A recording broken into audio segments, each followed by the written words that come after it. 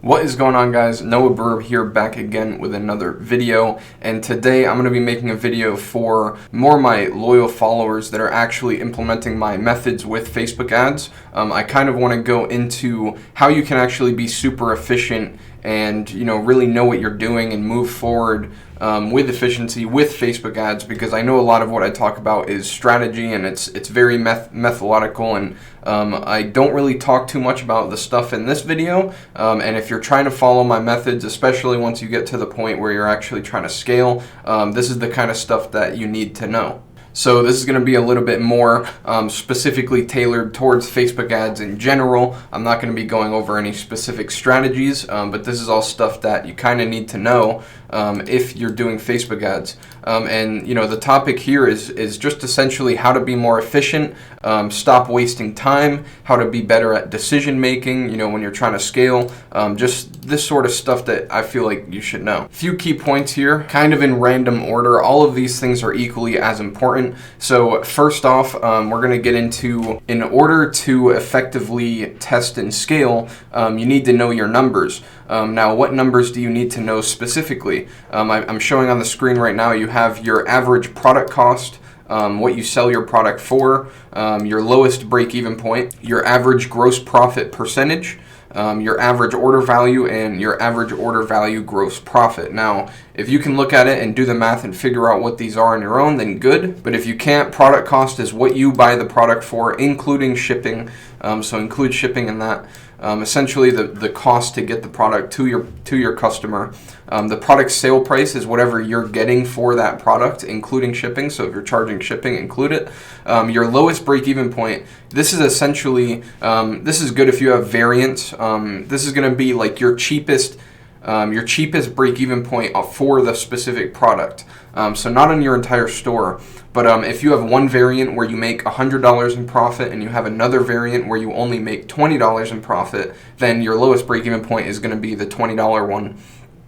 And that's good to know, because when you're looking at cost per purchase, this is like kind of a metric that you can use to decide, is this ad profitable on a worst case scenario? Like, just assuming everybody's buying the cheapest product, this is what you're making. So you need to know this number. And then you have your gross profit percentage. So I made the numbers very easy here. If it costs 20 and you're selling it for 40, then your gross profit percent is 50%. If it costs 30 and you're selling it for 100, then your gross profit is going to be 70%. You need to know this to calculate your break-even ROAS and also your average order average order value gross profit.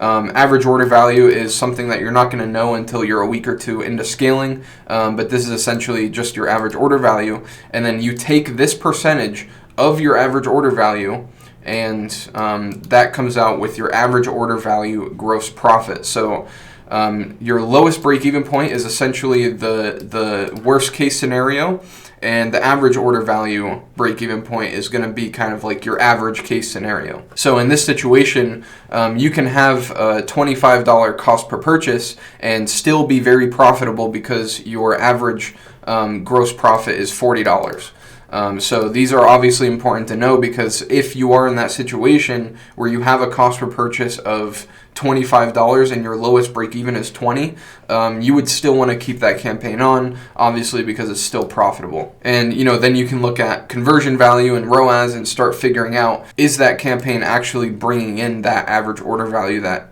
to where it's profitable for you. Honestly, I know it sounds super basic, but you'd be surprised how many people come to me running their Facebook ads and not really knowing specifically what their numbers are, and you need to know those numbers. So another point is focus on what truly matters to you.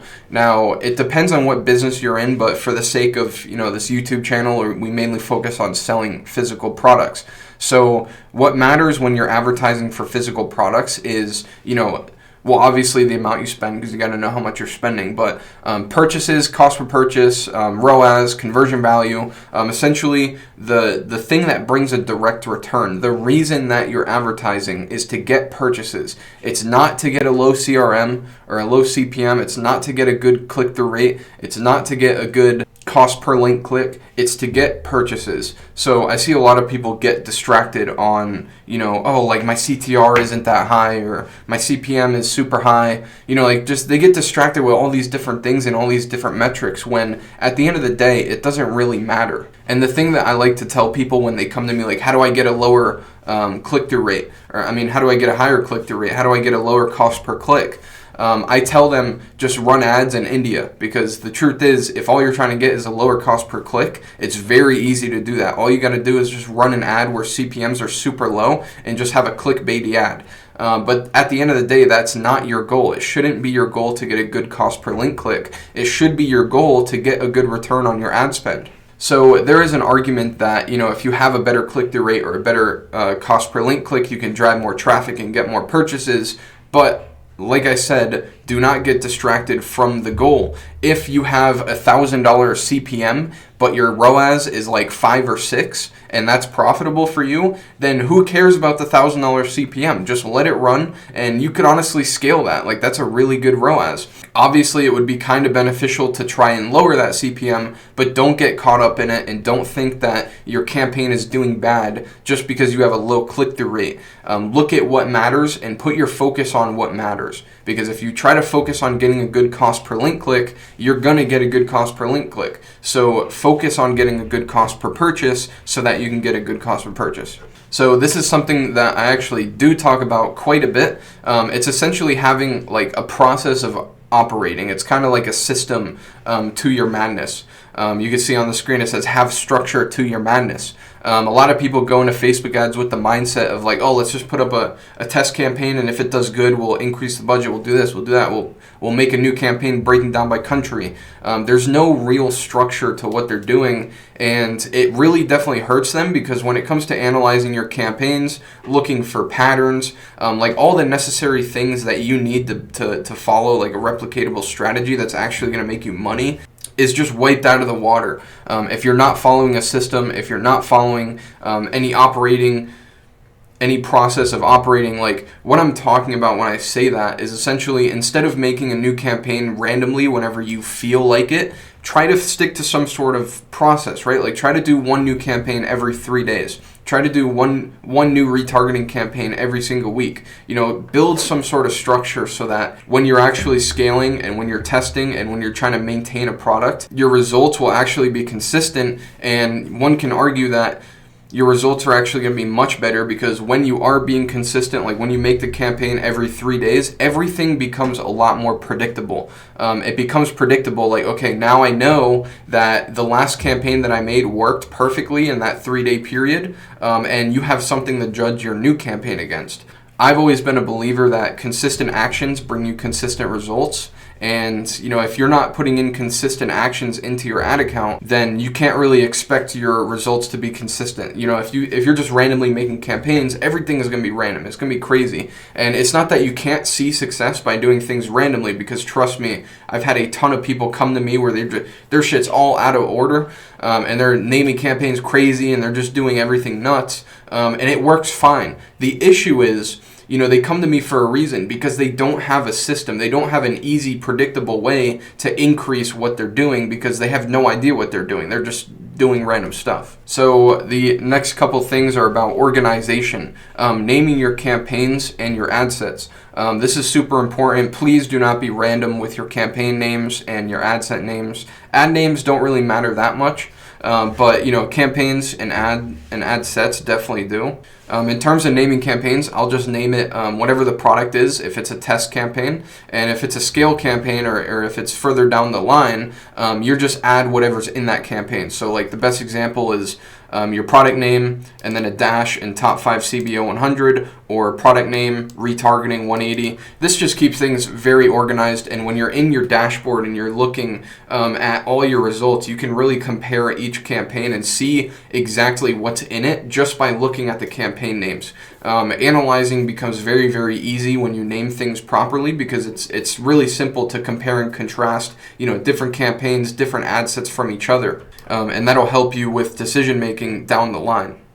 And this folds into naming your custom audiences. So a lot of people will just make a custom audience and just leave it or name it something crazy like APV5 or whatever, and it's just stupid. Just name it what it is, just to keep things easy, and then when you go to name your ad sets, you can just copy and paste it in. So if it's an add to cart audience in the past 180 days, just name it that, add to cart 180. That way you know exactly what it is. When you're analyzing your campaigns and your ad sets, you know exactly what you're looking at, and it'll help you make decisions. Before I end this video, I do want to say that staying organized inside of your ad account and following a process and knowing your numbers, all these things are imperative. Like if you follow all my methods and you skip out on all these things, you're going to lose out on a ton of money just because you're not really focused on what really matters. And it's very hard for you to stay focused because you're not organized. Like you're just kind of looking at a bunch of random shit. So, staying organized and following these rules is going to allow you to kind of hop into your ad account, analyze things very quickly. It's going to help you make decisions based on the data that you see. And when it comes to sticking to a process of scaling, it's going to help you notice patterns that you can take advantage of, and patterns that maybe don't work so good that you can stay away from. And that's going to allow you to actually milk the product for the most that you can. Because if you're not looking for patterns in your ad account, you're missing out on a ton. Because once you find a pattern that works, like it just clicks, it hits the algorithm the right way, then you can keep on replicating that and duplicating it. But if you're not looking for patterns in the first place, or if you're not organized and it's very hard to even look for patterns, then you're going to have a difficult time replicating what you're doing. So that's it for this video, guys. I hope that you enjoyed it. As always, leave a comment below with some feedback. I hope that this is helpful to you guys that are trying to implement my methods. And if you want to join the agency where I give you products and test them for you and scale once we find a winner, then the link is in the description to schedule a call with my team. We've been seeing a lot of success lately, and there's a lot of really good changes coming to the agency, as you saw in my last video. Hope you enjoyed it. Hope this was valuable to you. And that's it for this video. This is Brewer, and I'm out. Peace.